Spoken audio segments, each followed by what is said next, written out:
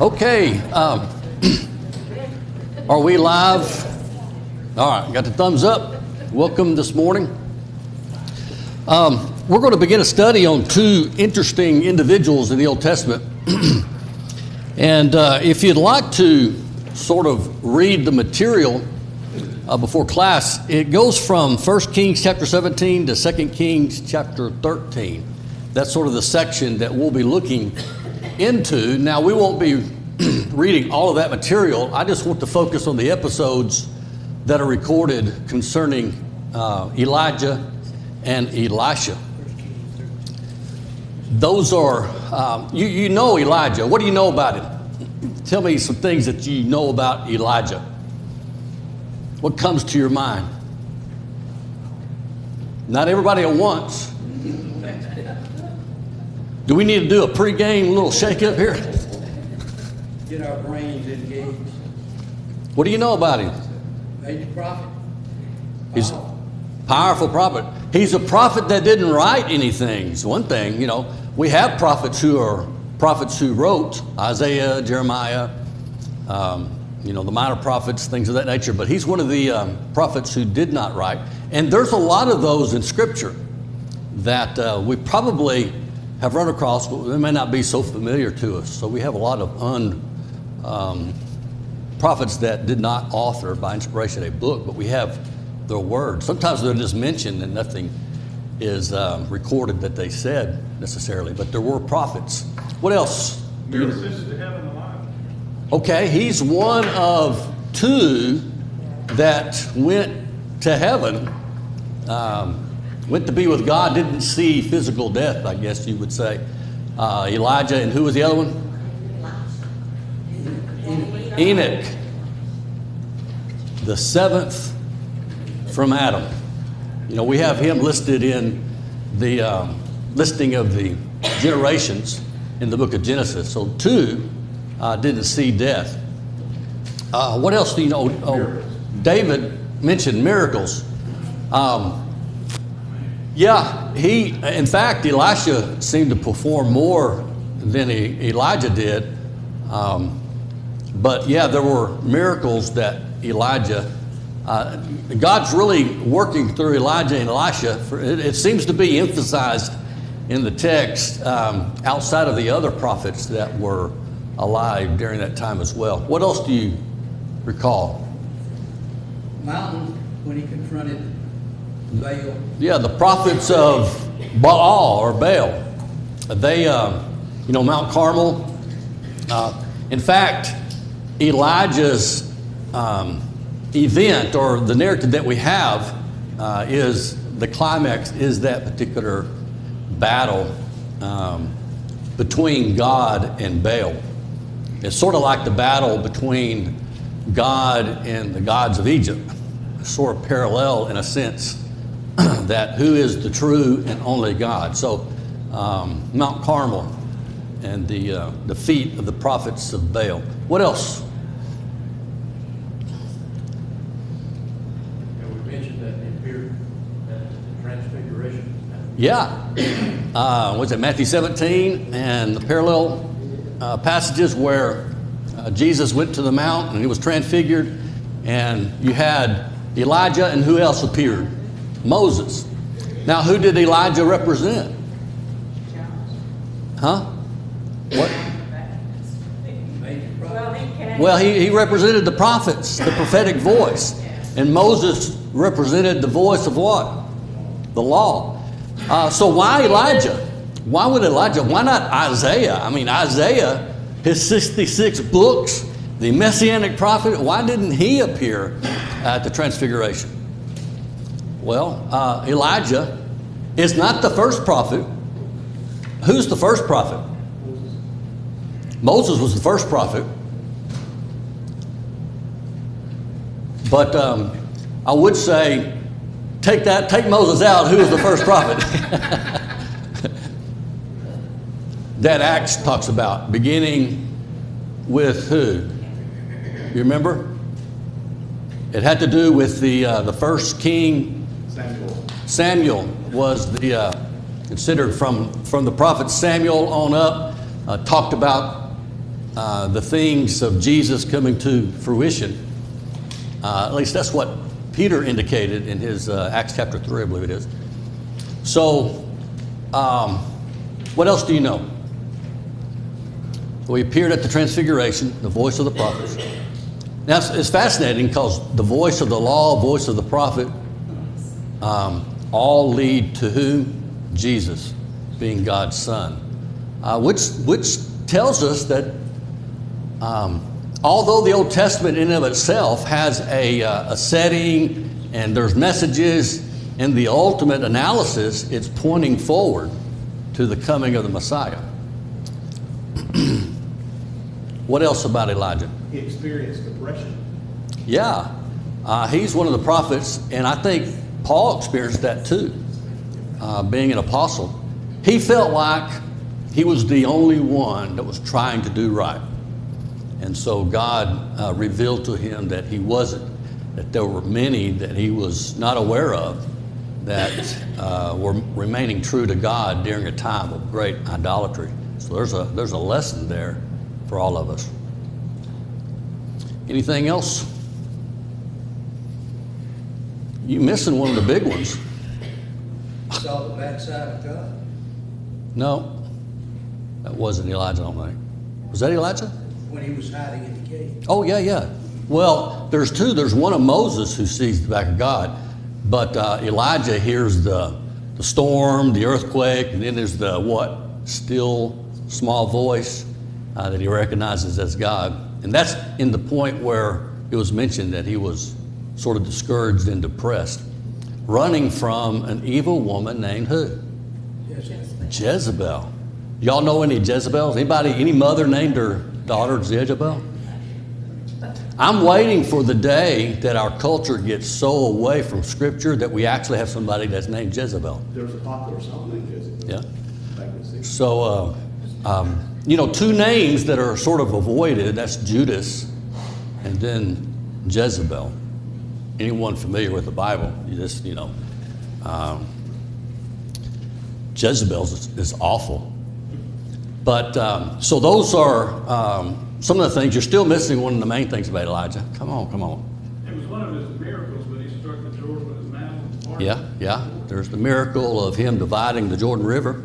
Raised the widow's son from the dead. Yeah, raised the widow's son. A lot of the images that we read about in the book of Acts of the activity of the apostles mirrors some of the episodes or the antics or the actions of Elijah. And we'll note those parallels here, and maybe that will kind of breathe a little insight into what Luke was intending by using that figure of that episode in Elijah's life. Still, one thing he hadn't mentioned yet. I'll give you a penny. I'll give you a dime. No, I don't have anything. It has to be on credit card or debit card. What?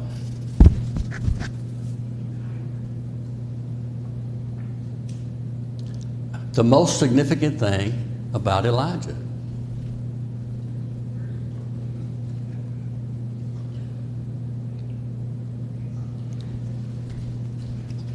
Turn to Malachi chapter 4.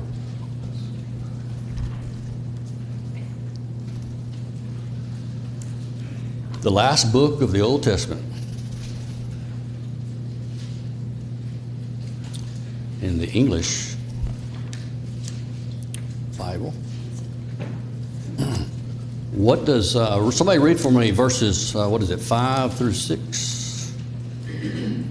Behold, I am going to send you Elijah the prophet before the coming of the great and terrible day of the Lord.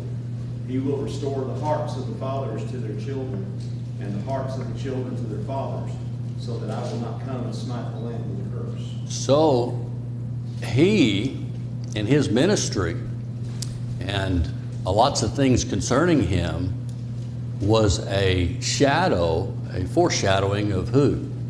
John the Baptizer. It came in the spirit of who? Elijah. That's kind of interesting because that parallel between John the Baptizer and Elijah, that's very significant because he's coming Think about what was unique about John the Baptizer. When they saw him, he was like what? Wild man. He's like a wild man. So he was, the way that he dressed and what he ate,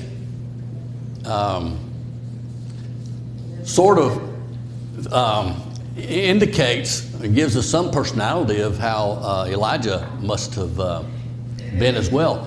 Because when we begin reading in 1 Kings chapter 17, Elijah's just introduced. I mean, all of a sudden he appears. We don't know anything basically about him except when he just appears.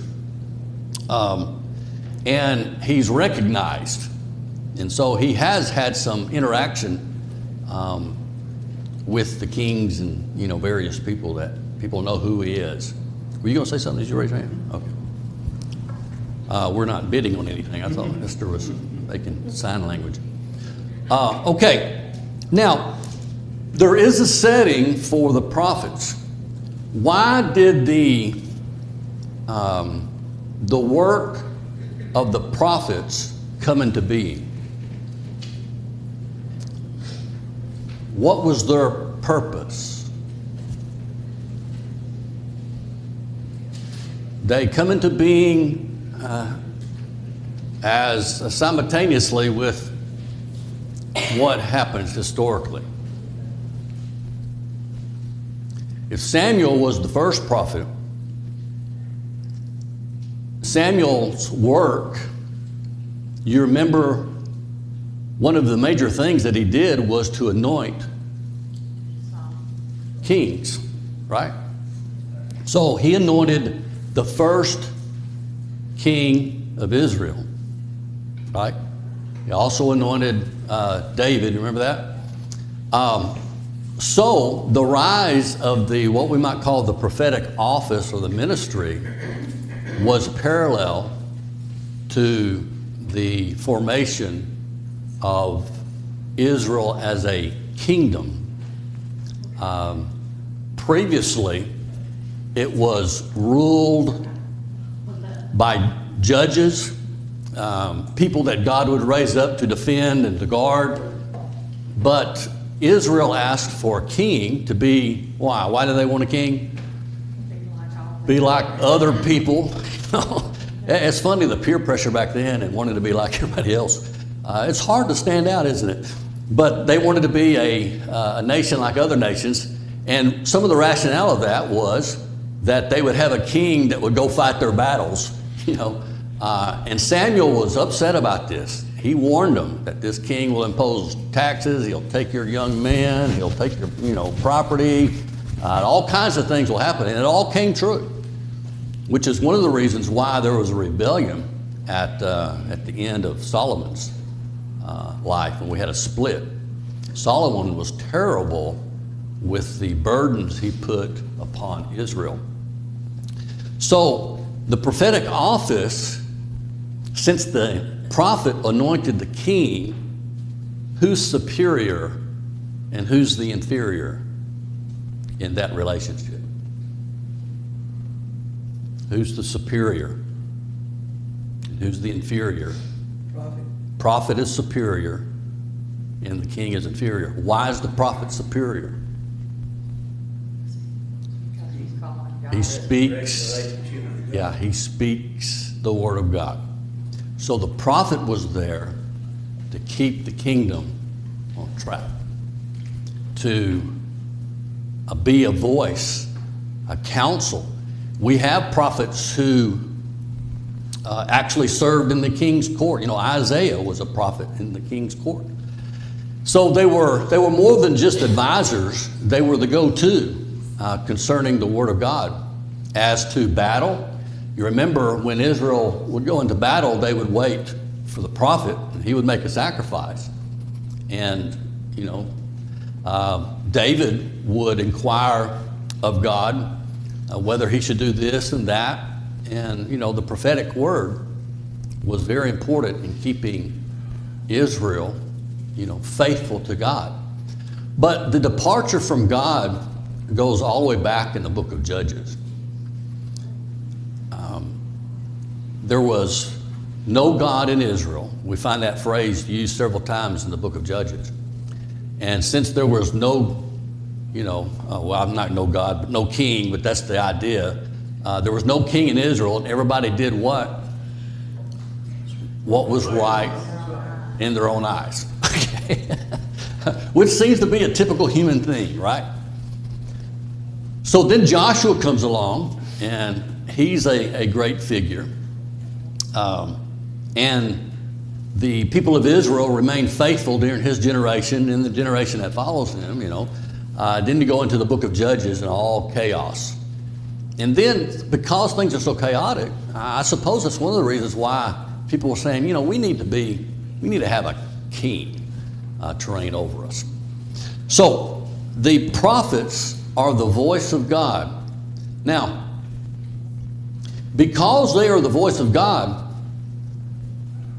they're often at junctures of major decisions of kings.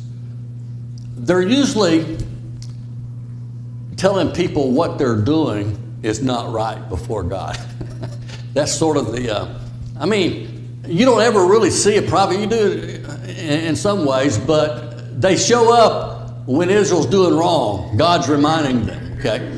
And so they begin to develop a reputation. What would that reputation be? Troubler in Israel. Yeah. Ahab's called the troubler of Israel. In fact, there's other prophets that are around in other kingdoms during history when certain kings are there, and they don't want to ask this prophet because he always has something negative to say. So they ask the false prophets, and the false prophets do what? They tickle the ear of the king. Yeah, you want that? God says go get it. Yeah, it's all right. And so you have the rise, alongside of the prophets of God, you have the rise of what? False prophets. And so it becomes a, somewhat of a force in Israel, the false prophets. And Israel tolerates them, For whatever reason, they have a reputation. I don't know if they're charismatic. I don't know what the draw is. Well, I guess the draw is they affirm what the king is doing, and they prophesy in a positive way. So, in contrast, when the true prophet comes, he tells you to your face that you're sinning against God. Well, who wants to have the fire and brimstone all the time, right? That's one of the things that we say in religion, preachers, we know preachers some as fire and brimstone preachers. Well, there's nothing wrong with that. As long as I think you have, like Jeremiah, if you're going to tell people what they're not doing, then tell them what they need to do, So Jeremiah was told to go and preach and to tear down and lay low and then to build up. So there is a balance there. But when the true prophets of God approach the king, they don't mess around. Now, there's one thing about the prophets we need to know about, and that is, were the prophets perfect? Now, we would assume that since they are referred to on many occasions as a man of what? A man of God, that their character is somewhat, superior than others, or they're whatever it is about them, they're fully committed. But that doesn't mean they're perfect. Before we get to Ahab and Elijah, there's been several prophets who have already been mentioned that are not prophets who have written anything. You have Ahijah, you have Jehu, and then in chapter 13 of 1 Kings, you have the disobedient prophet. Remember that story? He's not named, but he's faithful to God, but then there's an old prophet that lies to him and gets him off track, and the disobedient prophet is killed. So all of that happens before Elijah comes up. Now, that sets the stage up because you're going to be seeing this little reference to the school of prophets in this section. There must be prophets in training. There's a theological school of prophets, I like to say, that are in training to be God's spokespeople. And there's not much said about them, except they do follow Elisha and Elijah around. They're mentioned every now and then, and they're evidently prophets that are being, trained and mentored by prophets like Elisha and Elijah and others to stand for God's will. So that's always been a question. I remember I was first introduced to that when I was at Alabama Christian School, and Rex Turner talked about the school of prophets. I go, what is that? I've never heard of that. And there it is, all over right there. So it's an interesting phenomenon. In fact, one prophet that we'll read about, Obadiah, hides prophets, evidently from the school that Jezebel wants dead, and he hides them. So that's a little interesting thing that you might read about, and as you read these chapters, we'll go through them. So, prophets are identified as men of God. Samuel was a seer. Sometimes prophets are referred to as a seer because they see the future, or they have the word of God that's telling them about future activities. But they're basically the mouthpiece of God. And they're only to speak for God.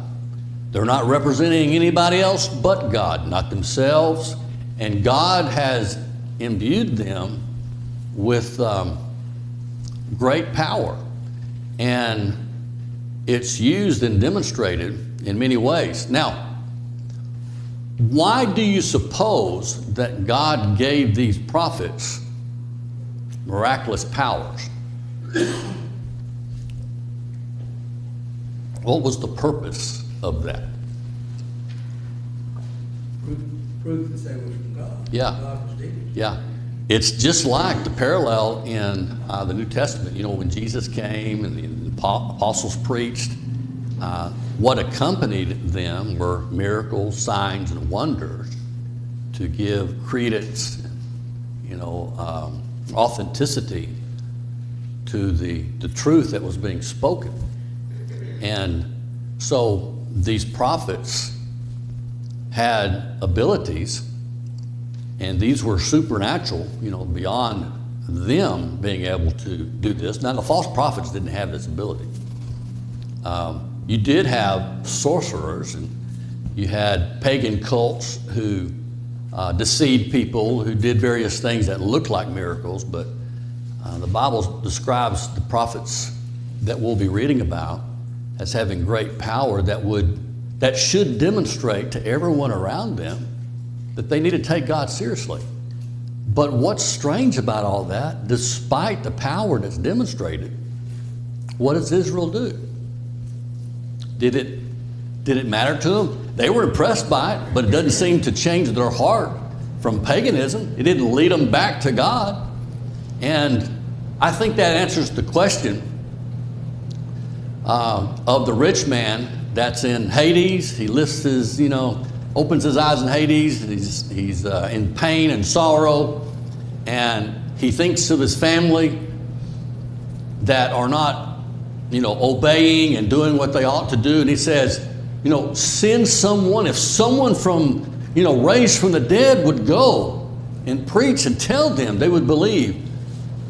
And the message was, no, they won't. They have Moses and the prophets. If they don't believe them, then they won't believe anyone that's been raised from the dead. Now, I think that is a very interesting statement, because how many times do people in our society, or we ourselves, if we just had the proof, if we could just see for ourselves? And the issue is, we do have the proof. We can see because it's recorded for us. So the power's in the gospel, not in a miracle that's performed. We have charlatans and shysters, people that still deceive the gullible because of their desire for whatever. Some kind of miracle from God. If you just show me. Well, the gospel evidently is powerful enough to do its job. But you'll see a lot of miracles, and despite the miracles, there's still unfaithfulness. So that tells us something about the human heart. What does that tell you about the human heart? How can you have a man of God among us who has the voice of God, who's inspired of God, and who can perform miracles and still continue in idolatry? What does that tell you about the human heart? People are still going to do what they want to do. Yeah. Yeah, what the heart wants, the heart goes after, right?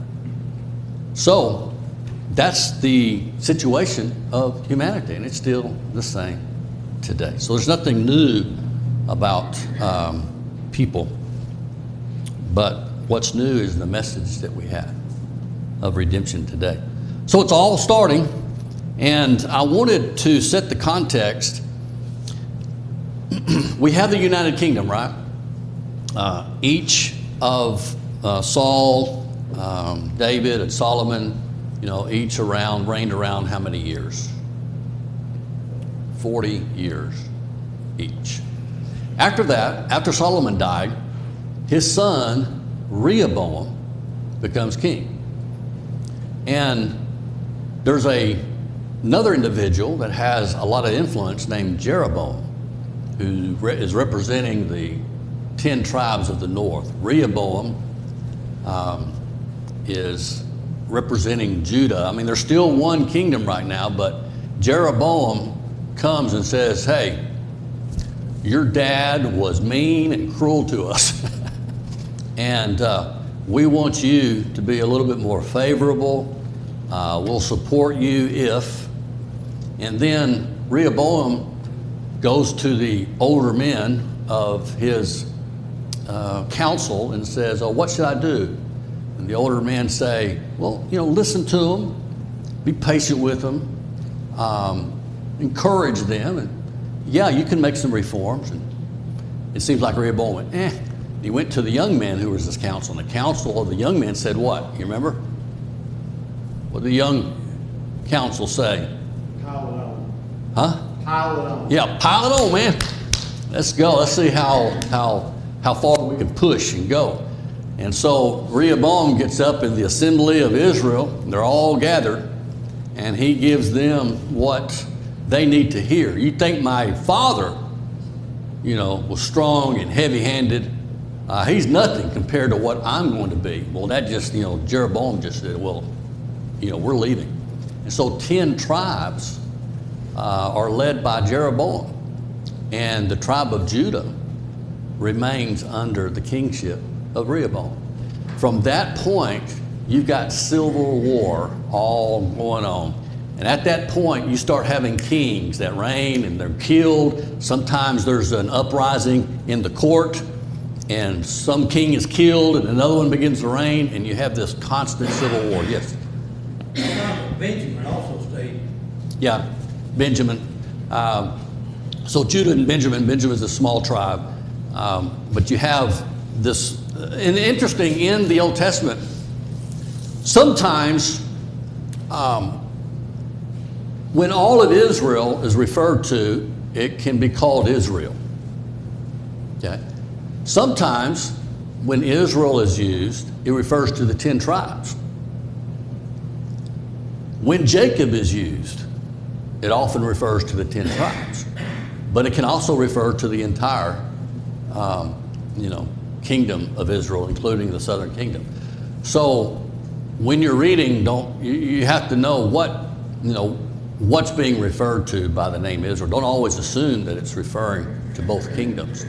because usually it's Israel and Judah as the divided kingdom. So there's lots of conflict, lots of warfare. And doesn't that make sense? What do kingdoms of the world do? I mean, you have that kind of stuff too.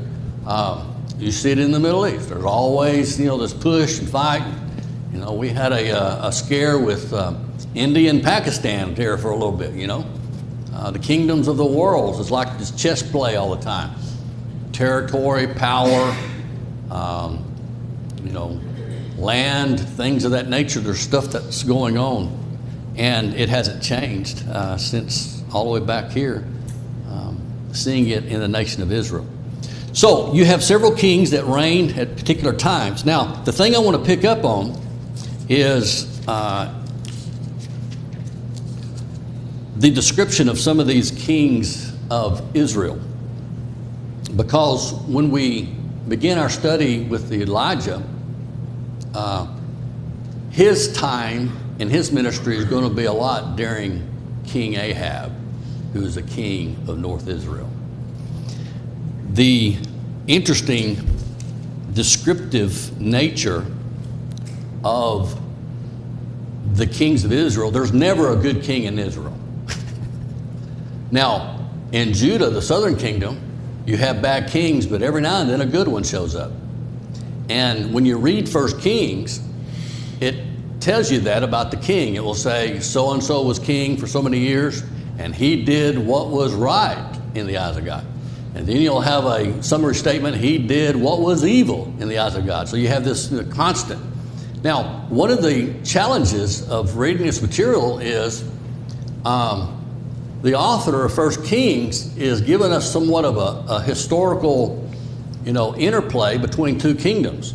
And so kings arise or change in one kingdom where there is a king that's remaining in the southern kingdom. So you might have a replacement of a king here during the reign of this southern kingdom, and then it switches during the reign of this northern king. There's a replacement that happens down in Judah. So it's back and forth. It's back and forth. So always keep in mind where you are in regard to the history of what's being mentioned. I want us to read beginning in verse 25 of 1 Kings 12. This is Jeroboam's rebellion against Rehoboam, the son of Solomon. Jeroboam is the one that said, no, I'm not going to have any of this. We're not going to be under your kingship. And so he goes and he takes these tribes, and a boundary is sort of drawn, and he starts to institute things in the northern kingdom to replace what Israel should be doing, like Jerusalem being the temple, and you have the worship of God in this festival days. Well, Jeroboam changes all of those things in order to keep his people in the northern kingdom. He also introduces paganism, idolatry in Israel. And so it all begins with Jeroboam in regard to the escalation of the sins of the people of God. So then Jeroboam built Shechem in the hill country of Ephraim and lived there. And he went out from there and built Peniel. And Jeroboam said in his heart, now the kingdom will turn back to the house of David if this people go up to offer sacrifices in the temple of the Lord at Jerusalem. And then the heart of this people will turn again to the Lord, to Rehoboam, king of Judah. And they will kill me in return to Rehoboam, king of Judah. So, he has a little fear that if he allows the people, that some of them might start repenting of what they've done and remain faithful to the house of David that Rehoboam is representing. So he begins to change things. So the king took counsel and made 2 calves of gold. And he said to the people, you have gone up to Jerusalem long enough. Behold your gods, O Israel, who brought you up out of the land of Egypt. And he set one in Bethel and the other he put in Dan. Dan's in the north, Bethel is in the south. Then this thing became a sin for the people, went as far as Dan to be before one. He also made temples on high places and appointed priests from among all the people. Priests were only supposed to be appointed among whom? The Levites. Okay. They were not Levites. And Jeroboam appointed a feast on the 15th day of the 8th month, like the feast that was in Judah, and he offered sacrifices on the altar. So he did in Bethel, sacrificing to the calves that he made, and he placed in Bethel the priest of the high places that he had made. He went up to the altar that he had made in Bethel, and on the 15th day in the 8th month, in the month that he had devised from his own heart, and he instituted a feast for the people of Israel and went up to the altar to make offerings. So this is the beginning of what we'll see in Kings of an escalation in North Israel. Okay? You'll always be reminded of the sin of Jeroboam as each of the kings are evaluated in North Israel, that they did not depart from the sins of Jeroboam, which was introducing idolatry to the people of Israel. Now, the man of God in chapter 13 comes and preaches against the altar, and the altar does get demolished, and everything that he says comes true, but it doesn't change Jeroboam's heart. It doesn't change him at all, or the people of Israel. Okay? So from that point, several things I want us to look at. Let's see.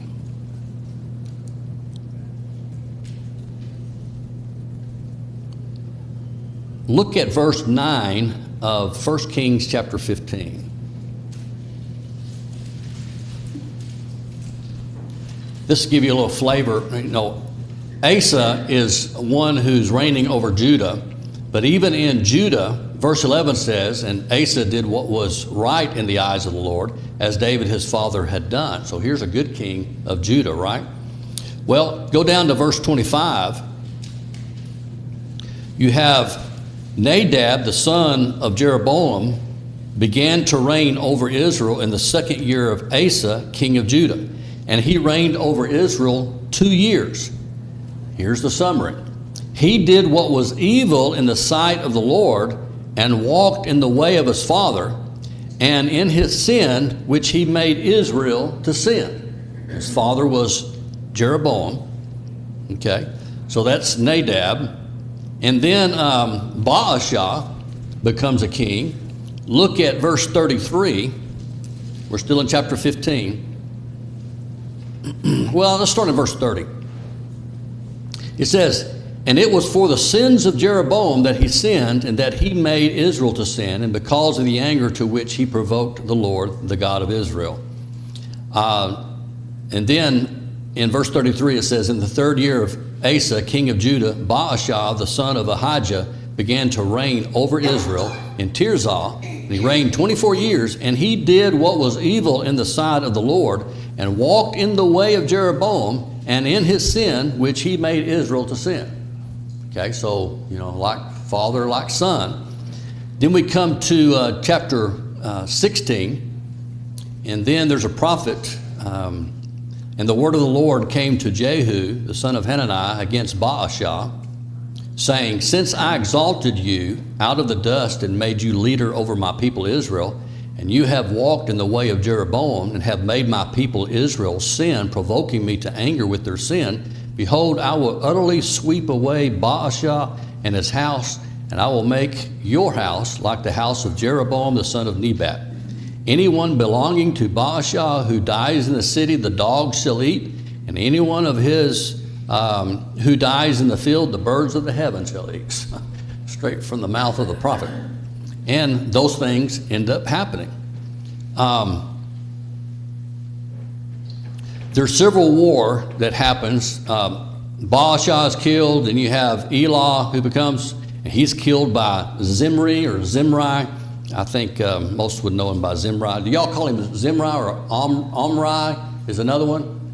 If I say it different, it's because I'm in my mind I'm thinking the Hebrew name. So it's Omri in Hebrew, but I think in English we would say Zimri or Omri.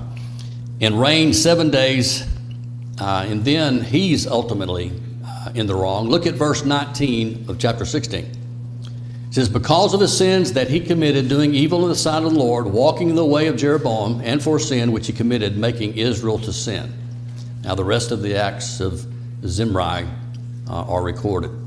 Now we have Omri that comes. Look at verse 25.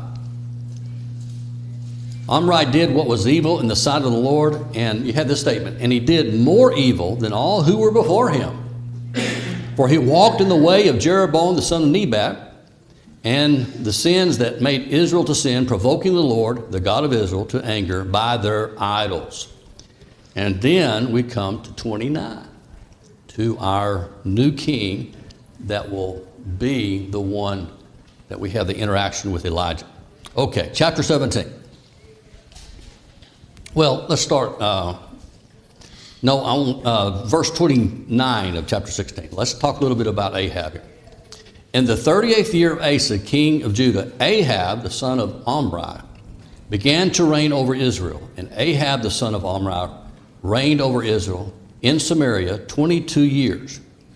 And Ahab, the son of Omri, did evil in the sight of the Lord more than all who were before him. You see the escalation? And as if it had not been a light thing for him to walk in the sins of Jeroboam the son of Nebat, he took for his wife Jezebel, the daughter of Ethbaal, king of the Sidonians, and went and served Baal and worshiped him. He erected an altar of Baal in the house of Baal, which he built in Samaria. And Ahab made the Asherah. Ahab did more to provoke the Lord, the God of Israel, to anger than all the kings of Israel who were before him. That's the second statement of his wickedness. In his days, well, let me stop right there, because this is interesting. So Ahab's described. He's an evil king. He's done more than all the kings before him. And even in that, he took a wife from the Sidonians. So why do you think, a couple of things. What's the reason that Ahab would marry Jezebel from the Sidonians, the daughter of the king? Why did kings do that? Forge an alliance. Forge an alliance, yeah. What did God say about forming alliances? Don't do it. What happens when they form an alliance through marriage with these other kingdoms? I mean, it happened in Ahaz's day. God said, don't do it.